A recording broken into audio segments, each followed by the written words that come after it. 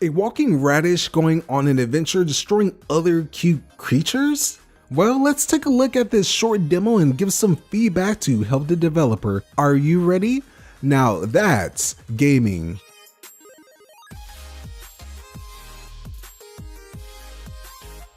Hey there, welcome back. My name is Nakutso. If this is your first time here, the demo review series is basically a variation from my normal reviews with more emphasis on giving constructive feedback to the developer in hopes to help improve their game. If you enjoy this video, then consider joining the community by subscribing. A Radish Lost in Time is an upcoming indie game by Sorcerer's Game Lab, which was originally a game jam. I took the demo for a spin and wanted to get my thoughts on the 3 levels presented, so let's start off with some of the positive notes before going into things that I think can be improved. So right off the bat, the music was definitely something that stood out to me.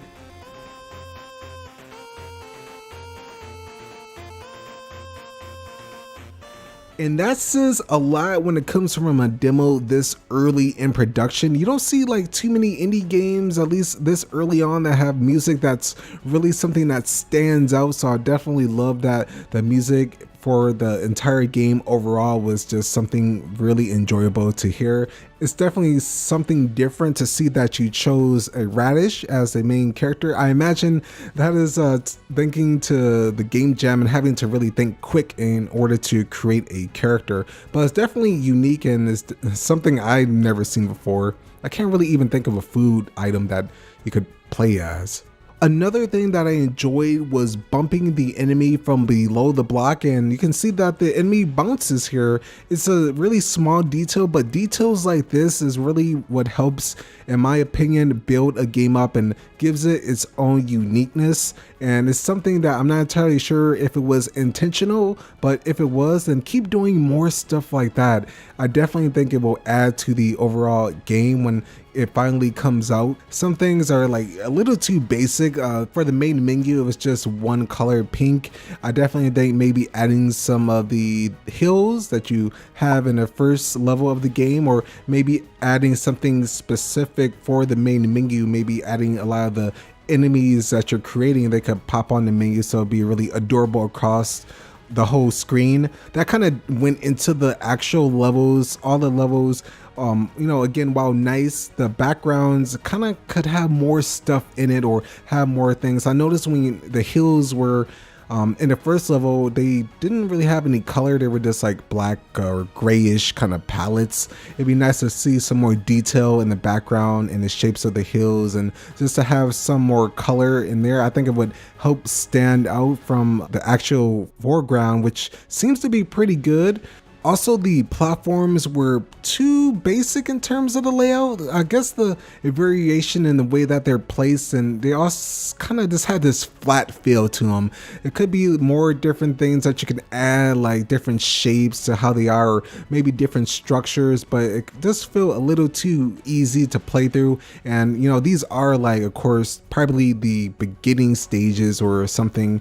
Depending on how big you're going to make this game, I would definitely look into making it a little bit more complicated. I like the secrets that you added. That was really nice, having platforms appear out of nowhere so you can collect some coins and also some fruit, which is something that really adds to things. I really like when, you know, developers go out of their way to like add these little details and the secrets and other little tidbits that you can find. So I would like that to extend, if you can like extend that a little bit more, maybe make it not so obvious sometimes in terms of where secrets are. Maybe they could be hidden in different, you know, platforms or obstacles, or even some like kind of buildings or something. I'm not entirely sure how, like, what's your main idea. This is just something to kind of make you think. But yeah, definitely the layout was something that I noticed that can be improved. So there was another thing that I found on the boss of the demo, and that is if you jump on him one time, you can actually just let go of the button and you'll actually deal triple damage to him instead of just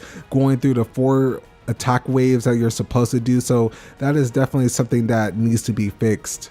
My final thoughts on this demo is definitely keep working on it, keep polishing it, and I believe it's supposed to be released in the summer. I definitely could see this game being on mobile. It just has that kind of feel and look to it that it would really fit a mobile game. So if you don't have that plan, I definitely say it would be nice to possibly have that in your mind in the future.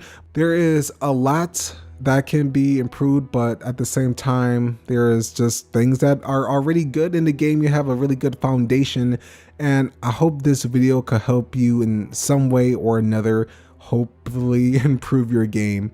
Here is a question of the day for you, everyone. If you had to have one food as the protagonist of your game, what would it be? Let me know your answers in the comments below. And if you want to discover something new, then check out these previous demo reviews I've done so far, or click this playlist to get started with my normal reviews. Thank you so much for watching, and I'll catch you next time.